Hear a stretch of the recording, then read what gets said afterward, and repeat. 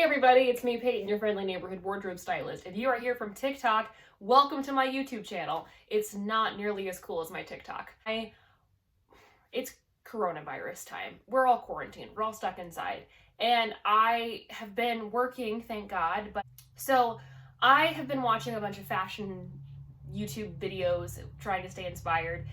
Vogue started doing these inside the closet videos like a few years ago, and I just really like them. I like looking at how people have things set up. I like looking at what people have. But the thing that I've noticed is these are all obviously people that Vogue's interested in. So there's models, there's influencers, there's all this stuff. And then if you type in closet tour on YouTube, there are all these people that have these closets the size of rooms. They have, millions and millions of dollars. And when you are trying to start out and get into fashion, it can be really overwhelming and you can be really tempted to just compare yourself to them. And also, not everyone's being entirely truthful about their financial situation or how long they've been collecting or where they got stuff from. So I thought, wouldn't it be awesome to do a my favorite things in my closet video, but be truthful about it and be open and honest. So that's what I want to do today.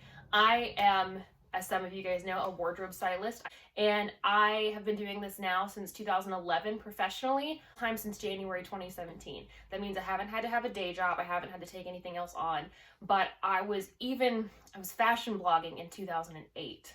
So I've been in the business for a long time. I plus size modeled for a while, and so I've been into fashion for a while, which means I've had time to collect for a while. And when I was in the middle of getting into my collecting, I was in high school and I was fresh out of high school, and I'd worked 4 jobs to sustain the fashion blog and to keep my dreams going. And I did a lot of really crappy day jobs. I waited a lot of tables and I kind of worked my way up.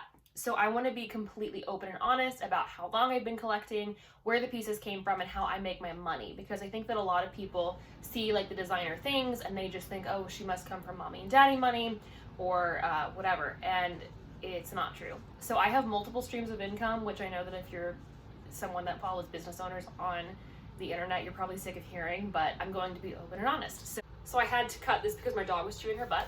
So my multiple streams of income are: 1, my in-person styling business. So I style artists for music videos, photo shoots, red carpet, real life, all that. That's my main source of income.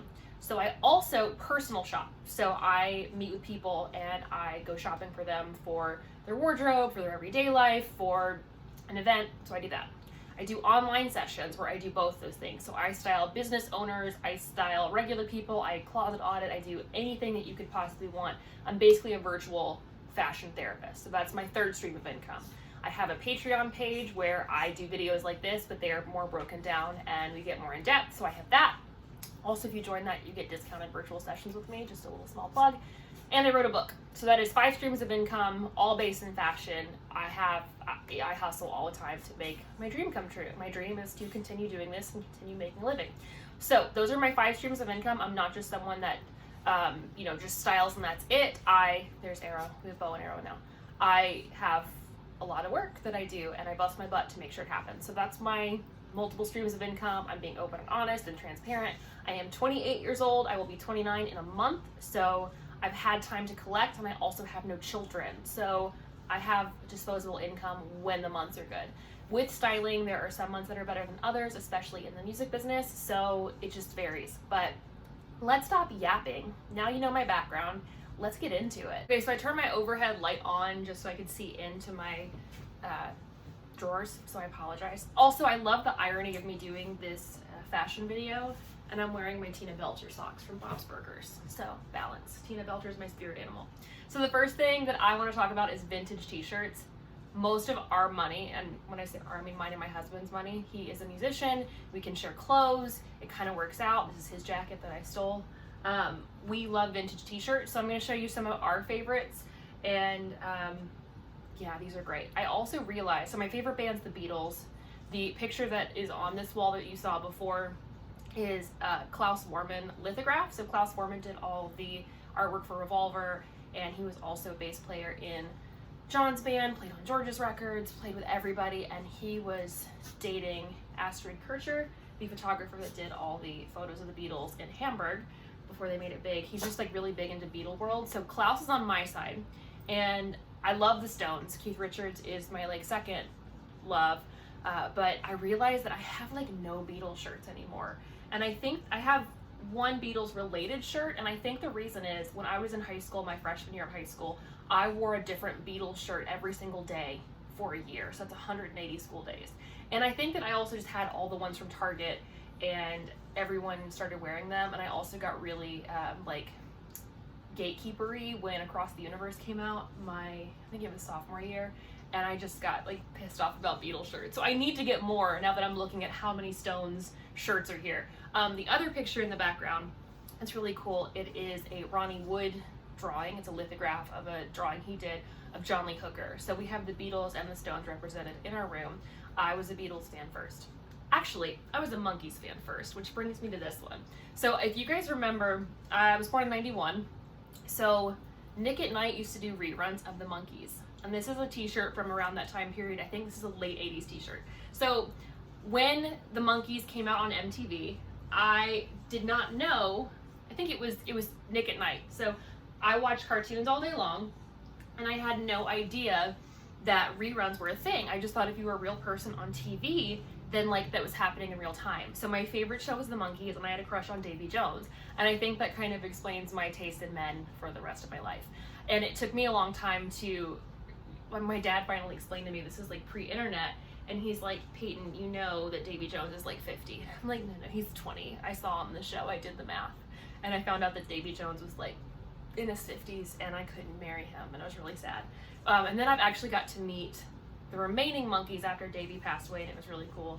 And I go see them every single chance I get because they were my first favorite band. This is a really cool one. Oh, this shirt came from a friend of mine that sent it to me. So I don't know what it cost. I know it's an original. This shirt is Mr. Steal Your Girl, Mr. Eric Clapton. I wear this all the time. If you want me to do a video on how to care for your vintage shirts, I totally will. But it says The Legend on the back. This is from his 78 tour. I did that video on the great wife swap with Eric Clapton and George Harrison, and this was right before he married Patty, if I have my dates correct. So I'll have to go back and check. But I love that shirt, and it's cut really cool. So what I do on set is I normally wear like a vintage shirt and jeans, and that's it. I also have a deep, deep love of Rod Stewart. This shirt, that shirt came from Black Shag Vintage. This shirt came from Black Shag Vintage in Nashville. Kill them all, let Rod sort them out. So this one's cool, it's cut off, so I don't wear it that often. I'll wear a jacket with it, but it's one of my favorite Rod Stewart shirts. With vintage t-shirts, people say they're really expensive, and they are if you don't know where to look. So sometimes I will pay a premium because they're, you know, they're cool and you can't find them. So that came from Black Shag Vintage. The Clapton one, I believe, was 100 something. I stole that from my husband because he said he didn't want to wear it anymore. The Rod Stewart one was 65. This one I stole from my husband when we started dating. I met my husband when I was on tour with another band as their wardrobe person, and I typed into Facebook like, hey, I'm going out here for the first time to LA, who should I meet? And someone tagged him, and I've yet to figure out who that was. So 4 years later, we're married. But anyway, I thought he was the cutest thing I've ever seen, and I still do. And he had a picture of himself wearing this Faces shirt. So the Faces was Rod Stewart's first band before he became Rod Stewart. And I said, that's the coolest shirt I've ever seen. I want to steal that from you. And it only took 2 years after I met him, but I finally stole it and stole his heart. So I win. But that one's really cool. I don't wear this that often because it's the same color as my skin, but I just like opening my drawers and finding it. Also, Bow and Arrow decided they're going to argue in my pile of t-shirts, so that's fun. Let's see. There is another Rod Stewart shirt in here. It's my husband's. I wanted to show you these because he wears these almost exclusively, and I don't want to take them, but they are really cool. So every now and then I'll pull one out. This is a really cool Rod Stewart shirt. This also came from Black Shag Vintage, and it's an iron-on. So I'm going to do a whole video on how to take care of vintage band shirts. So it's a whole thing. Iron-ons are different than, you know, taking care of a normal shirt, and so on and so forth. Let's see. Okay, I guess we could let's get into, I've got 2 more non-Rolling Stone shirts. This one I just washed, so it's inside out, and I'll tell you why in a little bit. I love, love, love Todd Rundgren so much. I love him so much. And this was also from Black Shag Vintage. This was his Project Utopia, and this record flopped. So to find one of these shirts was pretty cool. But it's cracking a little bit, and I need to repair the sleeves because there are some holes in it, but it's really easy to do. I always love the feeling of a vintage tee as it starts to kind of fall apart. But I had just never seen a Todd Rundgren shirt from Utopia, and I had to snag that one up immediately. I think this one was $75. So I'm also not buying all these at once. It'll be like a treat yourself moment. So like a lot of people go out for drinks or they go out for a fancy dinner, and that's just not, I don't drink, it's not my thing. So the money that I would have spent, I save a little bit of money every time that I have a little extra left over. And if I don't put it in my savings account, I'll stash it and wait till something like that happens where I find something cool like that. This was also a gift from the same person that sent me that monkey shirt. This is a Darlene Love shirt. I don't want to mention who sent it to me because it'd be a little name droppy, and I don't like that. But it was a really cool friend. So Darlene Love shirt with all of her singles on it. I wear this one mostly around Christmas time because she does the Christmas song, but once again, I don't wear this one that often. It's just something that I open my drawer and I'm like really excited to see it because I love Darlene Love. Okay, we're gonna get into our Stones collection because there's two other drawers full of vintage t-shirts because we both collected for so long. These are just some of my favorites. My husband's got a really cool New Barbarians one. He's got a bunch of Aerosmith ones, and then we have a whole, so the way our closet is set up, our house was built in I think the 20s. So our closet is, I have this right here with all of my like longer hanging stuff. I'll show you my wedding dress too out of there. And then I have a cupboard over here. So all of my husband's stuff is in his room. So he has a music room where the guitars and amps and drums live, and that's where his stuff lives. So the like baseball tees live over there. I might dig a couple out and show you. So this is just a really great basic Rolling Stones tee from their tour in '81, which was one of my favorite tours. I got this one at Live True Vintage in Old Hickory, Tennessee. I think I paid $50 for this one. But when you think about it, this is something I wear all the time. I think that you should invest in stuff that you wear all the time, especially if you know how to take care of it. So that's just a standard one. Arrow's decided, I don't know, he hates something that's going on back there. Another Stones one, which I think is really cool. The tongue's odd. I think this one is a parking lot one, but what I like about this is one of the first times that Ronnie Wood was on a shirt, and we don't have a ton of Ronnie Wood shirts. And we love Ronnie Wood. This is one that my husband wears most of the time. It's a little too short on me, and I'm not about that crop top life, but it's really cool.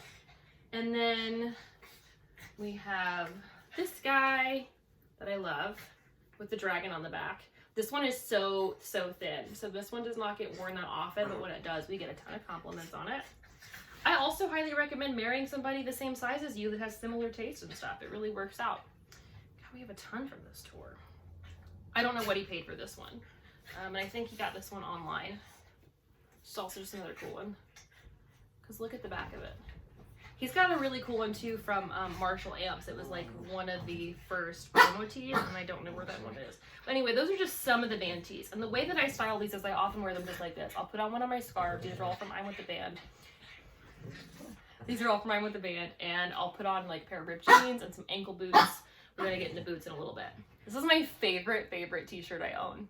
I've only worn it twice and it's fallen apart. I got this also at Live True Vintage. I paid $35 for it. So being a big Beatles fan and also just a fan of like all things British humor in general, I'm a huge Monty Python fan. My ringtone's the Monty Python theme song.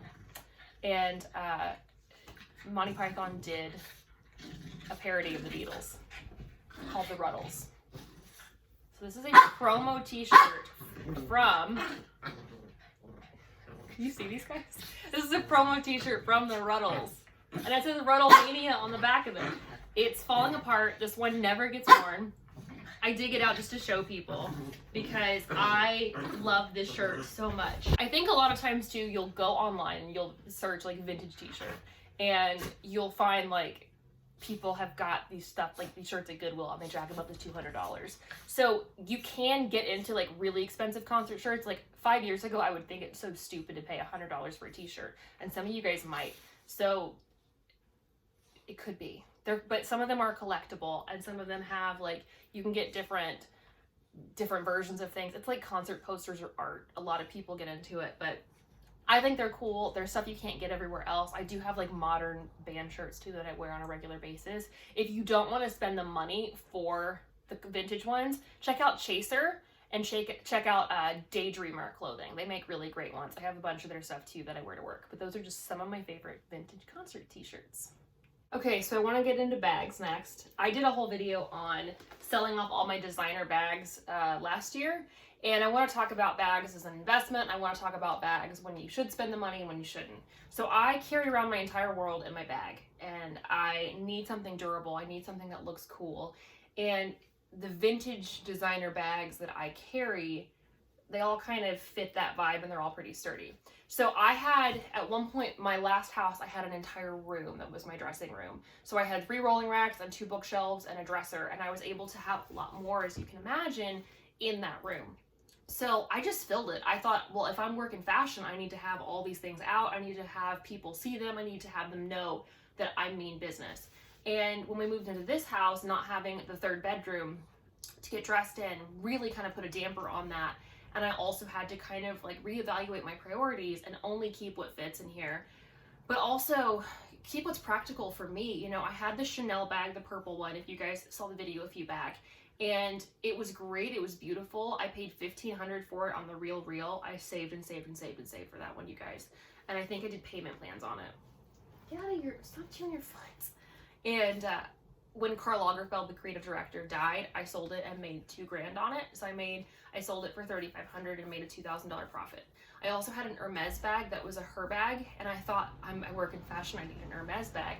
And I would carry it, and it was a beautiful bag. It was black with silver hardware, and I would carry it, and I couldn't get into it. So all of my bags that I have now, they can carry a lot of stuff, and I can get into them easily, and they also look cool. So let's start with my first designer bag I was ever given that started the whole thing. This one was a gift from my husband. It's the Louis Vuitton, I don't remember what this one is called, but it looks like a camera bag. And it has the strap, and I wore this one all the time. It's beat up. He paid like $100 for it at my friend Pink Star Vintage. I'll link her below.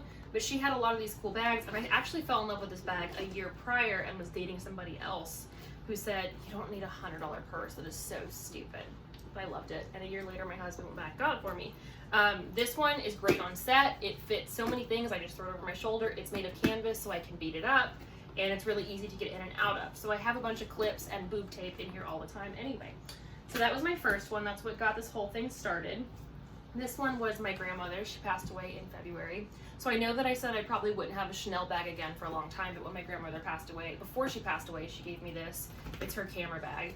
And she had cancer, and we lost her in February after like a 2-year-long battle. And I would borrow this bag from her all the time just because I needed a black bag. And like, I don't know how long ago it was. It was like 6 months before she died, and she wasn't going to leave her house, and she kind of knew it. And I said, oh, I need to return this bag to you. And she goes, don't bother, I'm not going to use it anymore. And that was the only time she ever mentioned like dying at all. So that was odd. My most used bag is the Stella McCartney Falabella fold over tote. I travel with it. It can carry everything. You can wear it like this. You can wear it like this. I got this one on the Real, and I paid half of the retail price for it. And it's held up great. It's vegan. I don't buy new leather, so this is a really great, if you want to buy a newer bag, this is a really great alternative.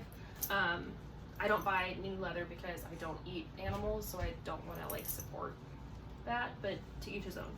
But this is my Stella McCartney Falabella. I paid half the retail for it. Actually, I paid a third retail for it because I paid like $300 for it. But it was one of those things I saved and saved and saved for. I don't recommend buying everything at once. I think that you need to have a list. If you go back and watch my TikTok about having a list of things that you really want, go to the store, try it on, ask your friends that have the same thing, do your research. That was a big problem of mine too before I got into bags. I didn't do the research on like just what was going to work for my lifestyle. So this is another Louis Vuitton bag. This one is beat up to death. I ripped the lining out of it because it was shedding. A lot of Louis Vuitton and Gucci bags will shed over time, and if you lived in a climate where it was humid, it would get sticky and just get everywhere. So this is my Sac Plat. It is huge. This is one of my travel bags. And the reason why, and I got it heat stamped. I got it heat stamped with PFD on it. So my initials. The F does not stand for Francine, if you get my drift. That nickname was given me from my husband's buddy, who knows that I don't mess around. Anyway, this is my sack plat. This is from the 70s. The reason why I got this one is because I saw a photo of Jane Fonda carrying it in hot pants, and I thought that's the kind of energy I want to bring into my life. It carries a laptop, it carries a bunch of stuff, it's great on a plane, and I like the structure of it. The only really unstructured bag I have is the Stella, and she's fun too. This is my 70s Saint Laurent bag. Oh, this one I got on eBay from a Japanese dealer. If you want to buy luxury handbags secondhand, always check to see if they have a seller from Japan. They take care of their stuff, it's beautiful, and it's pretty inexpensive. I paid $150 for this, and you can go to a consignment store and see it for $800. So like, I got a great deal on it. And it got cleaned up when I took it to, I got it heat stamped in New York. I recommend not getting stuff heat stamped here. New York is gonna be your, here being Nashville, New York is your like, it's awesome. This is my 70s Saint Laurent bag. I've had this repaired twice. Purple's my favorite color, and it's got these cute little tassels on it. I like that it's nice and it's quality, but it doesn't scream designer, but it is my it's Yves Saint Laurent technically, because it's when he was still at the company, but I love this bag. I also store all my bags with the straps inside so they don't get messed up, and so it just looks neater and, you know, sits up neater in my closet. And I also stuff these with scarves so they stand up. This is my newest bag, also from Pink Star, the same person I got my first Louis from. I know I said I wouldn't get Gucci again, but I really, really like the overall look of modern Gucci, and they brought this bag back. So I had a Gucci Boston bag, and it was the same monogram, but it had the navy piping on it, and it was red and navy. I never wear navy. The reason why I bought that bag, I bought that bag in like 2012. And I bought it super cheap because no one cared about Gucci at the time. No one liked it. I carried it to death, and I ended up selling it for a profit. But it was one of those things, a handbag is not that practical for me unless I'm carrying around my whole life. So my friend Linda at Pink Star collects vintage Gucci. Please go to her if you need a vintage Gucci or a Louis. She even has some Dior that's really cool. And a Fendi. This is new. I paid $150 for it. And this thing's in the store right now. It's great quality. The only thing that's wrong with it is it has the little logo missing, but I've already ordered one and I intend on getting it back. They're selling this in the store right now for like $1,200. So why wouldn't you go with a vintage option? Always check to see if there's a vintage option, especially in a house like Gucci, because they bring that stuff back. But those are the only bags I have. At one point I had 15 bags, so I'm down to 1, 2, 3, 4. I'm down to 6 from 15. And I think that I was spending far too much on bags. I was spending a lot of money on them, and they were only bringing me temporary happiness. Whereas these, I can actually incorporate them into my wardrobe and wear them and get some use out of them, because there's no point in having a bunch of stuff sitting on a shelf. I don't need to buy another bag again unless I just really want one and it lights me up. All these light me up. I get excited about all of them. And they make me, they're all like era friendly to what I wear. So 70s bag, 70s bag, 70s bag, early 80s, and then the other two are just like standard classic, like everyone needs them in their wardrobe in some way, shape, or form, a classic black bag. So those are just my bags, and I love them. So overall, let's see, I have more, or I would have spent more on a new designer bag than I would for all of these. So I have about, let's see,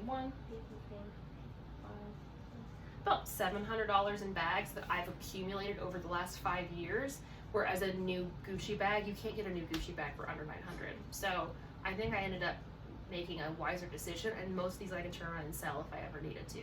And the reason why I did the other video talking about selling everything was I was buying to fill a void, and I was buying because I felt like I should. These actually serve purposes. So we can talk about that in another video.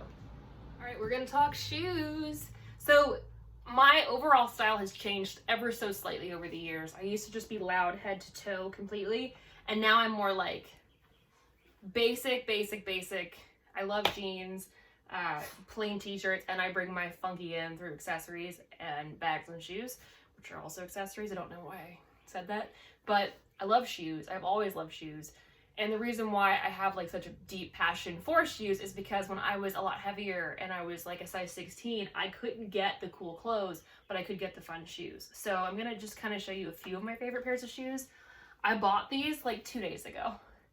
These are platform shoes. These were actually from the owner of a very famous venue in town called the Exit Inn, the original owner. So like everybody's ever performed there. So these shoes have probably seen some stuff. These also came from Pink Star Vintage. Please go check them out. They're wonderful.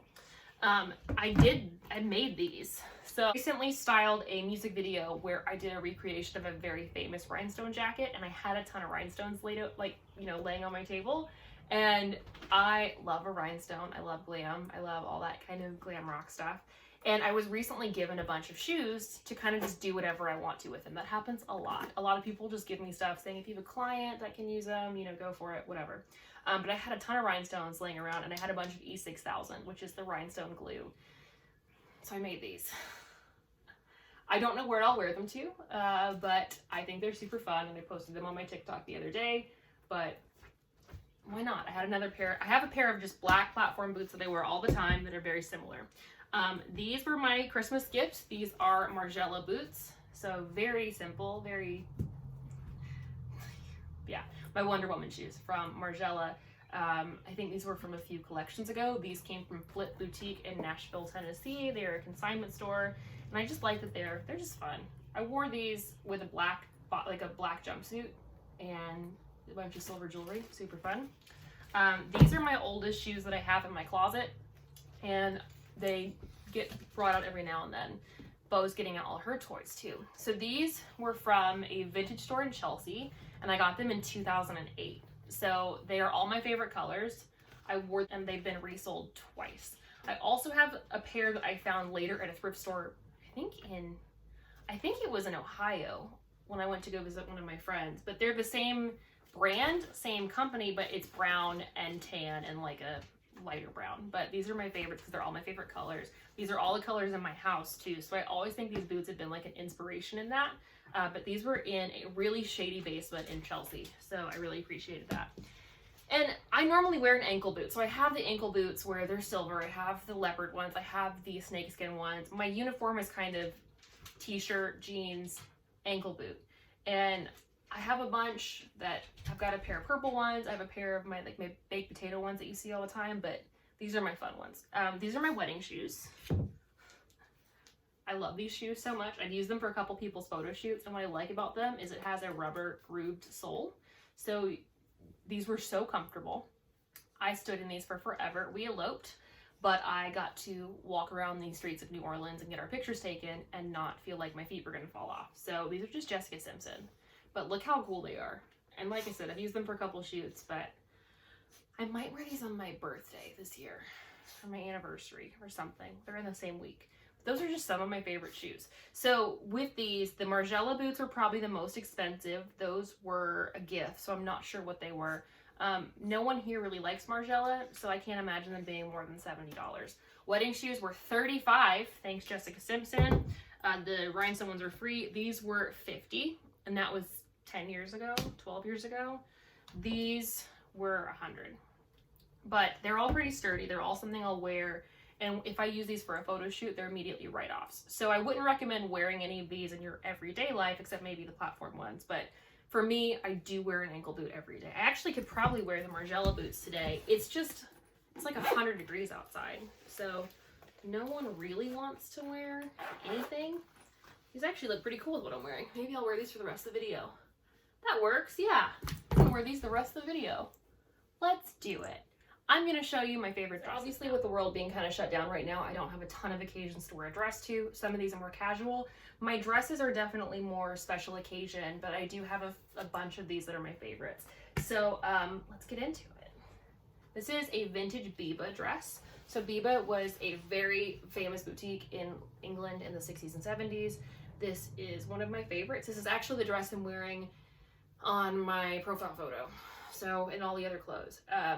Barbara Hulanaki was the designer. She was a very big part in the whole like kind of resurgence of 30s and 40s glamour, and kind of like in that same bohemian fashion. So Freddie Mercury's girlfriend worked at Biba.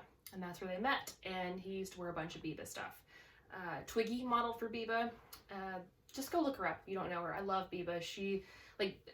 Biba was one of my favorite brands of all time, and Barbara Hulanaki is a genius. She's still around. But this is 60s based on the logo, and it's just like a great black mini dress. I wore it on my birthday last year, and I'll probably wear it again on my birthday this year because I feel really cute in it. I wore it with a pair of knee-high turquoise snakeskin boots that I still have, and they were pretty fab. This is 90s Versace, and I got, so that came from an Etsy store called Biba Boys. That one was, I think it was like 68, plus a lot of shipping, so it came from England. This is vintage Versace, 90s Versace. It has a leather collar on it. It's got the Medusa head. I don't think I can fit in this one anymore. I modeled this for a vintage dealer buddy of mine, and I liked it so much that he let me have it, but I was newly sober and my body had not regulated itself out yet. So I was a little skinnier than I am now, which is fine. We're all in the middle of quarantine. We're all getting quarantine 15, am I right? Just do some planks and drink some water and get over it. This is Ozzy Clark. This Ozzy Clark was one of the main costume designers for the Stones, like for all their tours. And I knew that I wanted a piece of Ozzy Clark, but the stuff I really, really want is on eBay for like hundreds of dollars. But I got this one at an auction house online for $12. So great purple dress. It's a little big on me. I need to have it taken in, but it's about a midi length, and I've worn this on my Instagram before, and I wore it with like knee-high purple boots. Or no, excuse me, knee-high tan boots. And I really liked it. But I paid like $12 for this. This is one of my first designer dresses, and this was one of the first things that I got really excited about when I went to Goodwill. So when I was in like the heyday of my waiting tables and trying to make my dreams come true, I would get all my clothes at Goodwill just because I didn't have the money to go shop anywhere else. This is a Halston dress. So Halston was one of the big designers in like Studio 54 era. He was really big into minimalism, clean lines, and women's bodies as they are. So none of his models were bras, which I'm all about. And he like had Bianca Jagger and Cher and all these amazing, amazing women.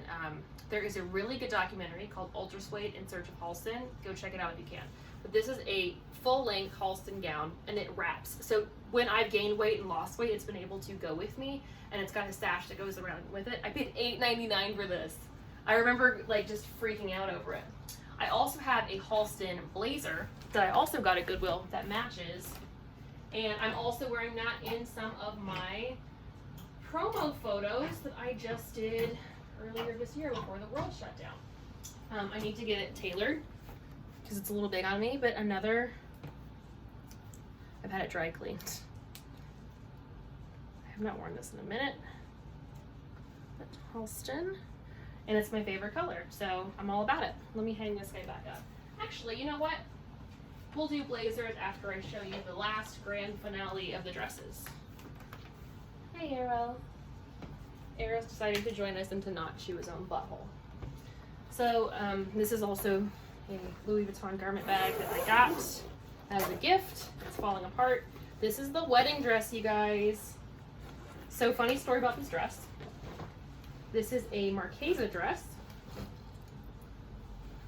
Look at this beading. Look, seriously, like what? Beading is amazing.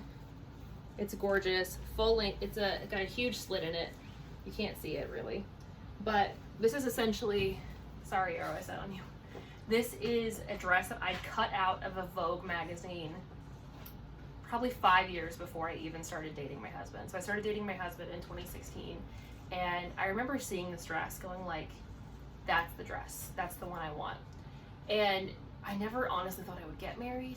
So I wanted to, but I didn't think anybody would do it. So I saw this dress and I thought, man, that would be so cool because it's a caftan. It's something that is not fussy. It's not bridal.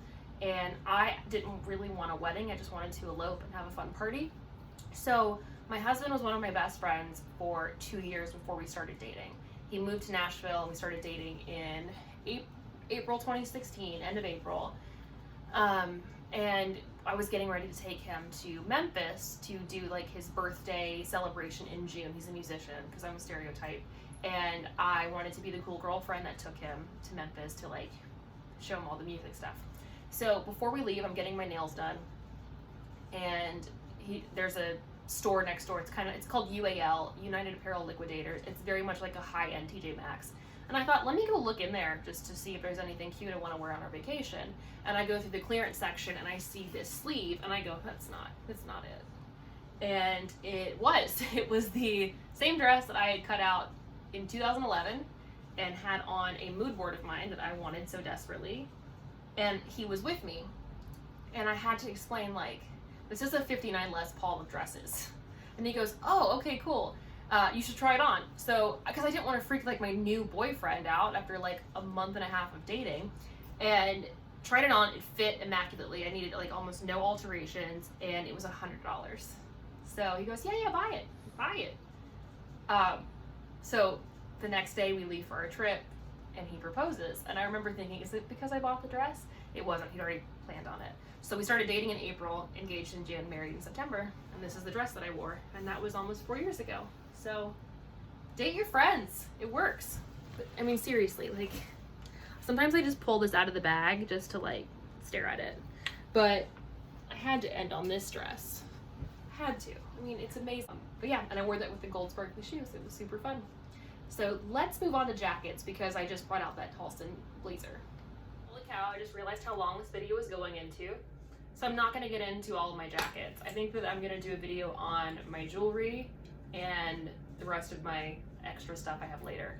But I want to talk about finding vintage designer for really cheap. So I mentioned Goodwill, but did you know that Goodwill also has an auction house online? I got this. It's a Christian Dior blazer. Judging by the tag, I want to say 70s or 80s, but it's a men's jacket. And if you can find out your measurements, you can figure out how to measure yourself properly for menswear or women's wear. I wear a ton of men's clothes, I wear a ton of women's clothes. I think that they're just clothes. They're just measured differently. I paid $5.99 for this. The big thing with designer on the resale market is unless it's covered in logos or unless it's like a shoe or a watch or bag, you can get designer for dirt cheap. I've seen Poshmark have Dior shirts for $20. I've seen them have Chanel skirts for $40. You can get the high quality without paying a fortune for it. The only time that I've really paid, not even super retail, I have this Saint Laurent shirt. It's a men's shirt. So that's another thing too. Menswear always goes on sale. This is just like a cute Bob Dylan-esque men's long sleeve jumper from Saint Laurent. I got it at Nordstrom. I paid like 60% off of what it retailed for. Here's another Goodwill, a great find. I'm just gonna go ahead and do this. I've had this for forever. This is my Oscar de la Renta kimono that I got my senior year of high school. I wear it all the time, just with jeans and a t-shirt. That's a fun one. I've shown you my Halston, shown you a lot of my stuff. This was my mom's in the 80s. So when all you guys are going to Celine for your fringe jackets, your girl has her mom's. But there's really not a need to spend a fortune on designer clothing, not when there's so much out there already that people are already selling. The Saint Laurent shirt, I was looking for a client, picked it up, and then realized I liked it for myself, and I got it on super major discount. But I hardly ever shop new when it comes to anything. And unless I'm in a situation where I'd find something that I just can't live without, but that's pretty seldom. But $5.99 for a Dior blazer, you can't really beat that. I've also gotten a really great Givenchy blazer that I ended up giving to a client that I paid $7 for. There are so many things out there, so many resources where instead of going to Forever 21 or H&M and dropping $40 on one outfit, you can get a lot of really great pieces that you wear over and over again. The Oscar de la Renta kimono I got at a thrift store, I paid $6 for it. I've worn it every summer for the last 10 years. This Dior blazer gets worn at least 4 times a week during the fall and winter. And they're things that don't scream designer, but they still are great quality, and they're classic and they'll never go out of style.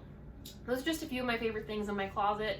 I hope that being open and honest about how much I paid for things, where my money comes from, and my situation was nice for you guys, because I think that putting things into context with the collecting of over 10 years, the gifting, the thriftiness, I hope that that is something that you can take into consideration the next time you look at one of these things. The only model on the closet tour that had a closet that was remotely approachable was Camille Rowe. And I know that her apartment, I think she was in New York, it's going to cost a fortune to rent there anyway, but her closet was fairly small. And you look at her closet and it's Gucci and Dior and all this stuff, and then you think, oh, she's worked for those brands, or, you know, she knows somebody, or she makes millions of dollars a year. And I'm not there. I don't want to be a model, but I would like to make that much money eventually, but I'm not there. But I want to get the look. I want to feel like I have high quality stuff for my budget, and I think everybody does. And I think also, once you can get out of your head that trends are the way to get great style, or that being head to toe logomania is the way to have great style, figuring out what you like and what works for you, and then finding those pieces and treating it like it's a little treasure hunt, that's going to be the best part of creating a wardrobe that makes you happy.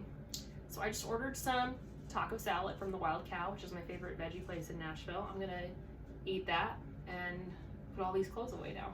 Hope you guys enjoyed. I will talk to you soon. And remember, you know the drill. You wear it well. Bye.